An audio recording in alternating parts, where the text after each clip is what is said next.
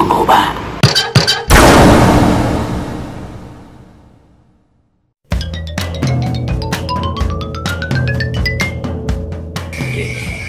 Assalamualaikum warahmatullahi wabarakatuh. Waalaikumsalam.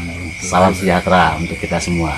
Nah, halo bro, Bray, and Bray. Hari ini kita sekarang udah berbeda suasana nih, ya nggak? Suasana agak malam gini. Dan kita posisi ada di Bojongloa, Pleret, Purwakarta. Gandasoli, Jawa Barat. Ya. Dan kebetulan hari ini kita kedatangan tamu, ya, temen, sohib. Dan dia ini luar biasa, seorang pekerja keras, sukses, pengusaha, amin, dan sebagainya. Nah, seperti biasa kita selalu berada di Goba Studio. Tema kita hari teman-teman nih, kita mau nanya-nanya banyak nih tentang sama si narasumber ini, karena kalau kita lihat sepak terjangnya luar biasa dan sekarang dia udah bilang sukses lah di usahanya sendiri. Nanti kita akan ngobrol banyak dan seperti biasa saya ditemani sama Bro Repeat. Nah, narasumber saya ini namanya Bro Syarif. Apa kabar Pak Syarif? Sehat? Alhamdulillah, jauh lebih baik. Serius amat nih kan? Soalnya baru nih Bang, ya, jadi begitu ya. Serius tapi santai. Kita obrolan warung kopi aja. Jadi siap. Gini Bro Syarif, mau nanya nih, kan sekarang kan ente kan sekarang udah punya usaha lah gitu ya, terbilang sukses lah. Tolong ceritakan sedikit dong latar belakang Bro Syarif dari awal memulai karirnya sampai sekarang udah punya yang namanya NSP itu kan, kita kan juga nggak tahu tuh tolong dijelasin sedikit, terangin lah apa sih NSP itu.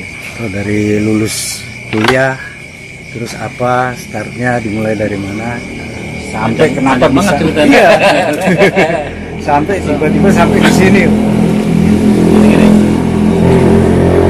Saya di Jakarta kerja di satu perusahaan namanya Mijaya Inforindo.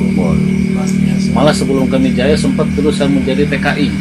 Nah, itu idaman keluar sekolah itu pengen jadi TKI berbarengan dengan ulang tahunnya Sultan Brunei. Itu awal-awal tuh ya. Awal-awal di situ. Kita mindsetnya udah duit aja. Berhubung waktu sekolah susah duit.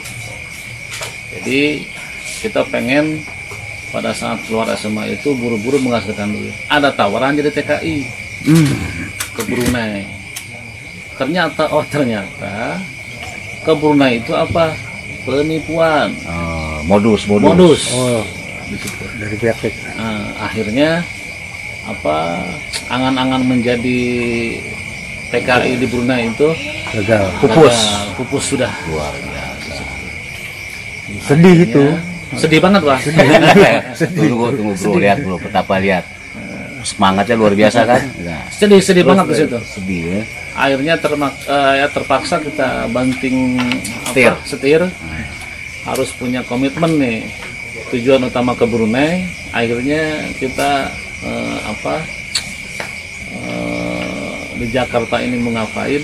Maaf, itu tahun berapa tuh? Itu tahun 93. 93-nya. Waktu dari 93, dari kampung pindah ke Jakarta. Jakarta lulus sekolah itu 92, 93 di Jakarta. Itu memang kita fokus waktu itu mau ke Brunei gitu aja ke Jakarta.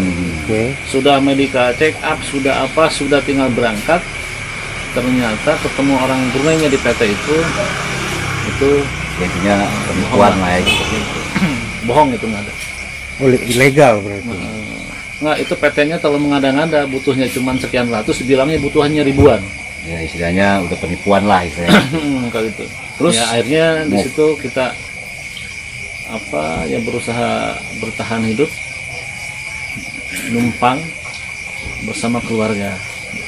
Di situ kita belajar bekerja layaknya orang-orang, kita sambil kursus sekolah sambil kerja ya. Kuliah juga di situ, sambil kerja lah menjadi karir di situ.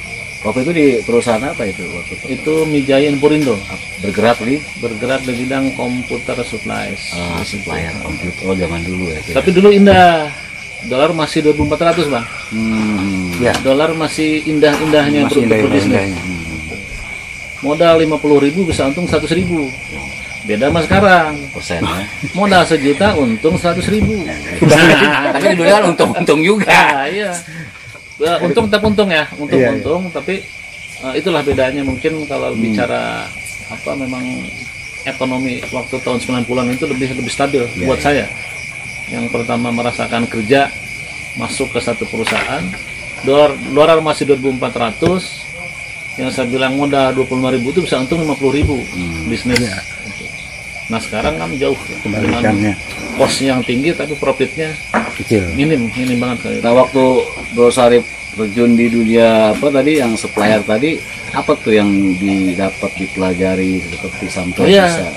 Karena saya punya pengalaman kena tipu di TKI itu, dari awal saya gabung ke ME Jaya, saya sudah niatkan dalam hati saya harus punya perusahaan seperti Meja Inforindo.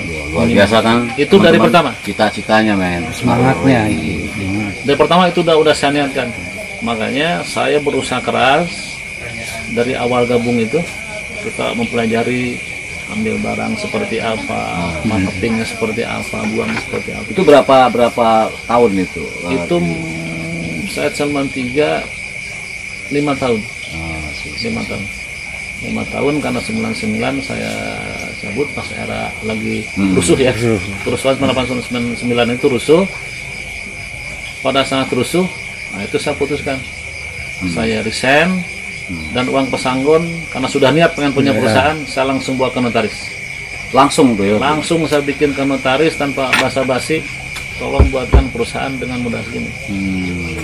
Jadilah perusahaan Nasya Cipta Mandiri. Itu masih bekerja di perusahaan itu tadi ya? Sudah keluar. Kan udah bikin sendiri berarti? Betul. Itu kondisinya sudah menikah? Sudah. Oh. Nah di situ hanya bangkit. Nah, itulah. Kadang-kadang mungkin masukan buat siapapun yang membuka usaha, ternyata jangan sekali-kali buka usaha tanpa mengetahui product knowledge. Product knowledge, terus ya apapun itu tentang usahanya ya. Contoh ya saya pada saat ambil keputusan untuk buka perusahaan, uang pesanggon habis buat bikin perusahaan tanpa basic mengetahui ini bisnis apa, untungnya gimana kita nggak tahu. Itu hanya mengandalkan semangat, ambisi, karena saya memang pengen seperti perusahaan yang saya tempat bekerja. Seperti itu. Itu waktu sempat di perusahaan supplier tadi, itu kan kalau nggak salah Pak Hayat juga sempat di perusahaan apa yang fotokopi itu ya? Itu belum di situ? Belum. Fotokopi itu setelah saya punya perusahaan. Setelah saya punya perusahaan, ada teman jual dan menyalakan itu. Ajak gabung, ya akhirnya saya ngikut ke situ memasarkan. Alhamdulillah bisa apa desainer lah di situ sebagai marketingnya di situ. Cuman ya itu saya bisa ngasih masukan mungkin ke anak-anak muda ya yang masih punya semangat. Jangan sampai kita punya perusahaan tapi gambling. Karena pada saat kita buka tuh kita akan ngadepin tembok. Kita nggak mikirin biaya operasional yang memang itu biaya yang pokok ya. Ya memang harus jelas ke depannya, harus pasti perhitungannya. Betul. Hmm. Mencoba-coba asal berani seradak seruduk aja modal. Nah sekarang nih Kang Sarip nih tentang yang sekarang Bang Sarip kan sekarang ini udah menjadi sebuah distributor ya. Betul, NSP tadi. Nah itu bisa nggak tolong dijelaskan NSP itu apa sih? Cuman bergerak ke bidang apa, kemudian apa aja produknya, dan udah mencakup kemana aja gitu. Yang sekarang berarti ya ini. Betul. Nah itu tapi rentetannya tetap itu dari yang saya berdiri yang perusahaan pertama, satu NSP, kedua Metaja itu beruntun ke NSP itu singkatan dari Nestin Sukses Persada.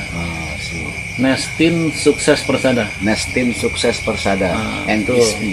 Itu didirikan tanggal 9 September 2021. Dia bergerak di bidang asalnya distributor ya, asalnya properti gitu. Properti juga ada ya. Asal properti kita lengkap di situ karena kita di Eniba itu kita masukin semua. Nah karena memang kita masih berjalan juga. Betul. Tadinya kita mau fokus di properti dan ternyata properti tidak seperti yang kita harapkan. kurang menjanjikan. Betul. Ya. Akhirnya saya balik ke basic saya sebagai distributor untuk alat kantor semuanya, ya pulang kampung lah istilahnya. Balik ke Purwakarta, ke Pleret, tepatnya di Anjun. Iya, di Anjun. Pasti di Anjun ya? Di Anjun. Anjun nomor 21 pada Purwakarta itu tepatnya.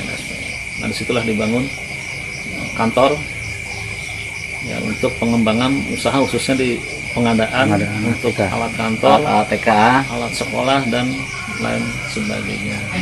Besar berarti ya. Betul. Karena memang mindset kita, saya akan kembali ke Pleret, saya pengen jadi yang nomor 1 di Purwakarta khususnya. Karena jadi putra daerah. ceritanya begitu. Bangun Betul. desa. Ya. Tapi cukup berani ya. Cukup berani loh. Berani banget. Kalau dari awal udah berani dia. Karena pada saat COVID orang tiarap. Nah, saya bangun di situ. Akhirnya pas bertepatan dengan kebijakan pemerintah untuk tatap muka di sekolah itu dilakukan. Momennya tepat. Nah, kendala-kendalanya apa tuh, Bro Sarip, dalam ketika NSP itu berdiri? Kira-kira apa tuh, dan kemudian suka dukanya apa, dan prospek kedepannya gimana tuh kira-kira? Nah, kalau suka duka, jelas lah, karena memang kita perusahaan baru ya. Semua orang mengalami ini pasang surut dalam kondisi orang jatuh. Ada teman-teman yang sejenis itu benar-benar jatuh, nggak bisa ngapain lagi, karena semua customernya udah collab, udah nggak bisa lagi kan, mata rantainya udah jelas, udah kalau dari sini mati ke bawah mati gitu. Nah, saya ngambil peluang di sini karena pada saat pemerintah memberlakukan belajar tatap muka, otomatis anggaran untuk dana BOS itu kan untuk COVID-nya dikurangin, fokus ke pengadaannya.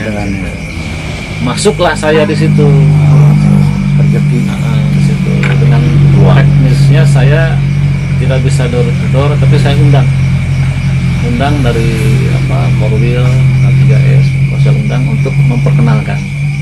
Kalau nggak salah lagi ada bazar sekarang ya? Betul. Sampai kapan tuh Pak? Itu adain kita sampai 15 Juli, 1 bulan. Bajar terlama yang ada di Purwakarta. Biasa bajar seminggu, kita sebulan.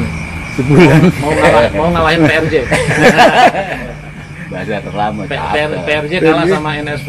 Bajarnya kita sebulan.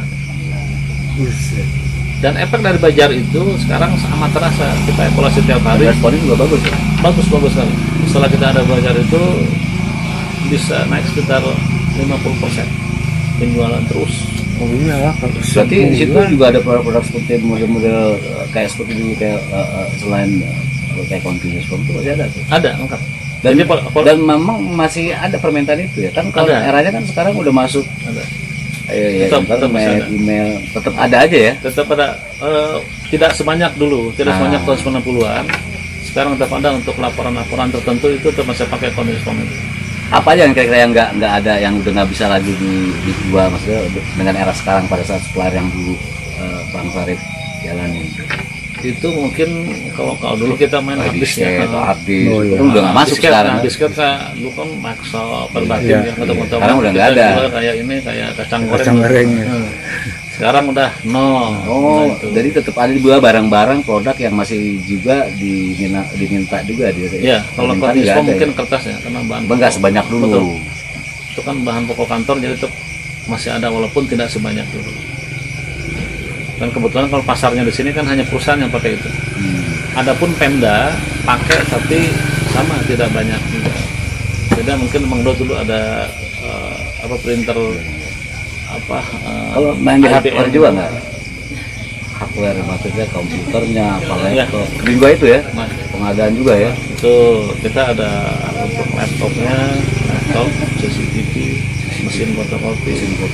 Kita juga ada paket usaha mesin fotokopi, itu satu paket bener. Maksudnya?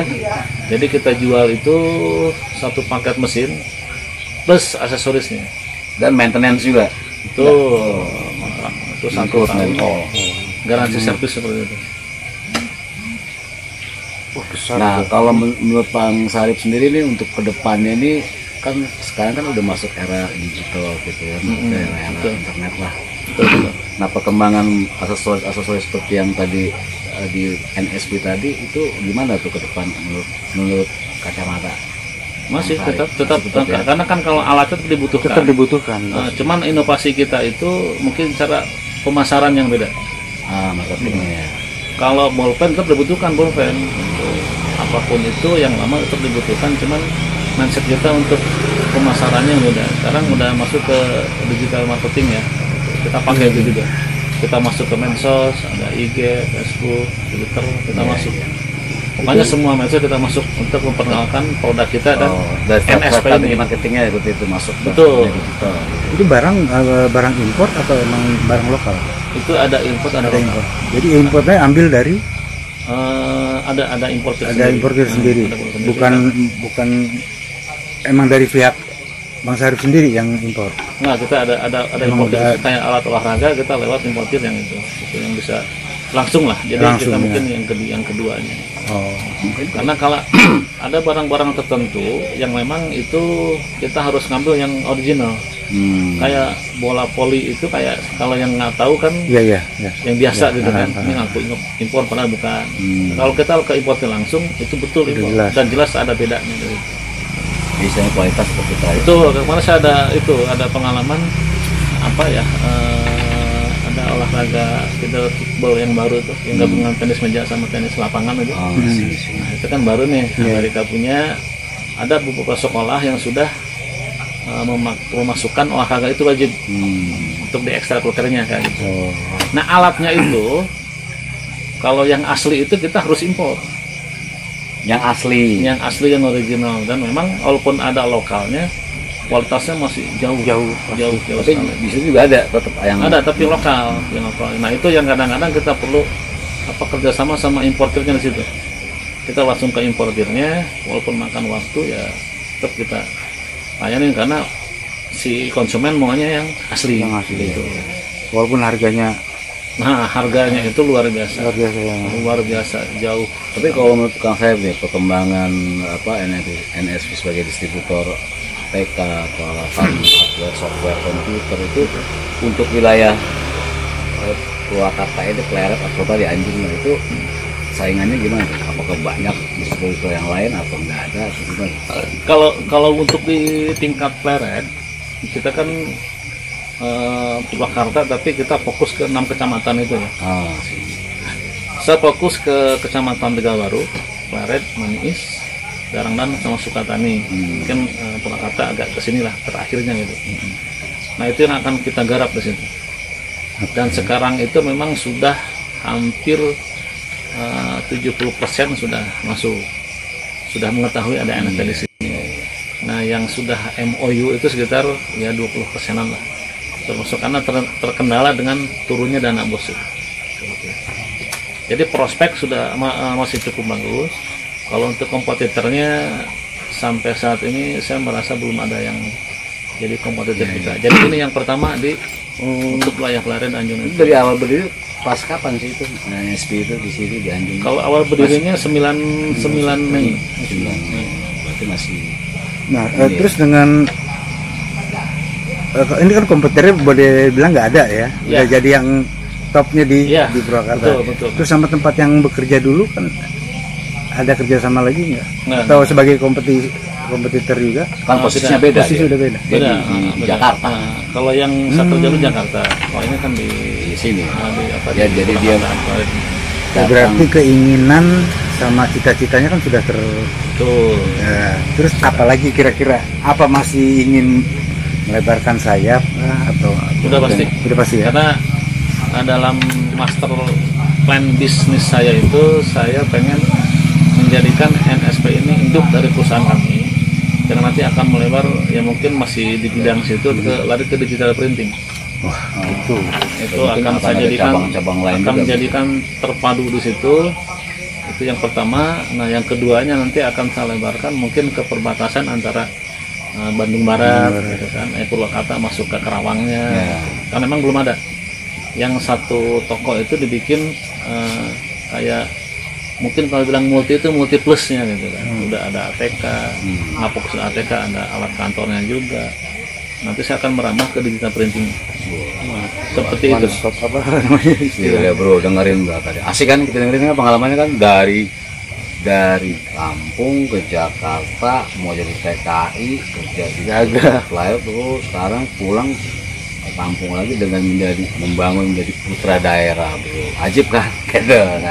Nah sekarang gini Pak Kang Sarip, kan setelah perjalanan tadi kita udah dengar ya, perjalanan perjuangan dan suka dan duka gitu. Nah kira-kira apa nih maksudnya mungkin kesan dan pesan ya kan sebelum kita sedikit hari ini, jadi untuk generasi yang milenial sekarang ya, apalagi bergerak sesuatu itu harus bagaimana kan begitu. Kira-kira mungkin Kak Sarip bisa kasih apa ya, semacam poem apa nasihat ya pada intinya sih untuk anak muda sekarang ya, tetap yang pertama kita harus punya mimpi, dream. Itu pasti tidak bisa kita harus punya dream, motivasi, dan jangan berhenti pada satu titik yang kita nggak tahu. Untuk berhenti karena kita tahu tuh ini mau kemana nih. Kalau memang kita sudah fokus pada satu tujuan itu, harus konsisten ya. Dengan tujuan itu. Kerja keras, ulet sampai, karena kita nggak tahu orang yang kerja keras pun tidak tahu akan seperti apa, apalagi yang tidak kerja keras. Makanya terus ya seperti yang saya rasakan sekarang ini, saya tidak tahu sekarang bisa di posisi ini. Kita artian bukan berarti saya udah sukses, tapi merasakan ada perbedaan, ada peningkatan dari dulu seperti ini ya sekarang seperti ini. Dan memang itu tidak mudah dan bukan instan. Yang nggak mau buka cabang atau itu sudah pasti banyak. Sudah pasti. Dan kita sudah ada beberapa yang berniat bermitra sama kita, merambah ke. Dan ada satu pelajaran di sini Bang ya. Pada saat kita di posisi ini dulu, saya mau nambah modal itu jungkir balik sampai pinjam ke bank. Nah itu dia.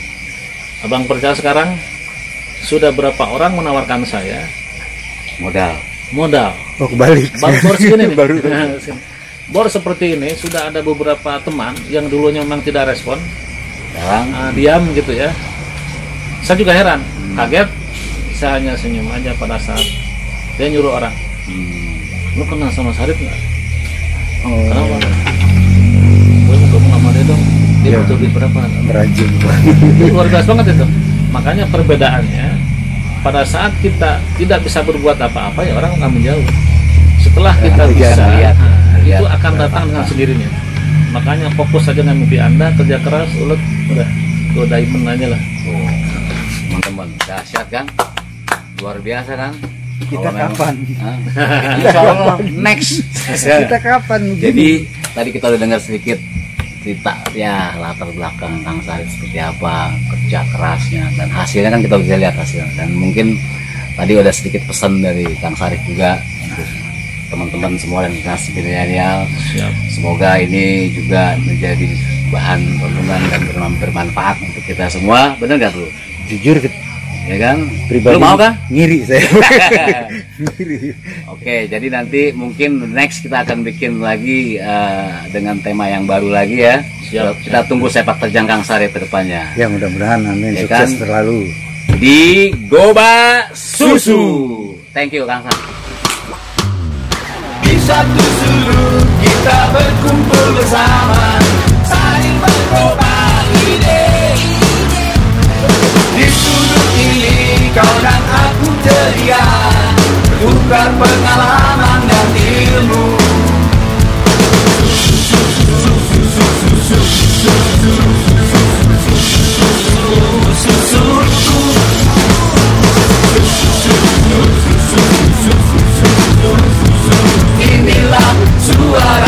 Inilah suara